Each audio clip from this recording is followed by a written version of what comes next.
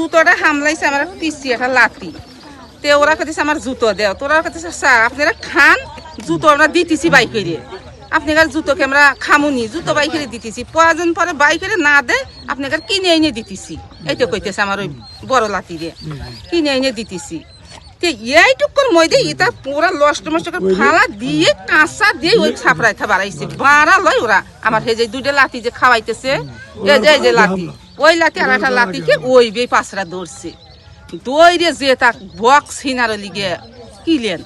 মারধর করার পরে আমাদের ভাইয়ের কাছ থেকে এদের কাছ থেকে মোবাইল টোবাইল সবকিছু যা আছে নিয়ে গেছে, তারপরে টাকা পয়সা, তারপরে আমার এক আন্টির মারধর করে তার গলায় থেকে চেনটাও নিয়ে গেছে। সবাই কইতেছে যে জুতো লিছে আমরা সামলাইছে, জুতো বাইর করে দিতেছি, না দেয় আমরা কিনে দিতেছি, যাওয়ার সময় কিনে দেব। তাহলে এলো জামাই ঘরে যে 4-5 জন খাওয়া বাদা ছিল, সবাই ঘরে থা ভাড়া সবাইকে এক সাইডে মারে। স্থানীয়ভাবে ওই সেদিন আমরা 999 ইনফরমেশনে গেছিলাম, পরবর্তীতে ওনাদেরকে বলা হয়েছে মানে তাৎক্ষণিক পরিবেশ শিথিল হয়ে যায় এবং পরবর্তীতে স্থানীয়ভাবে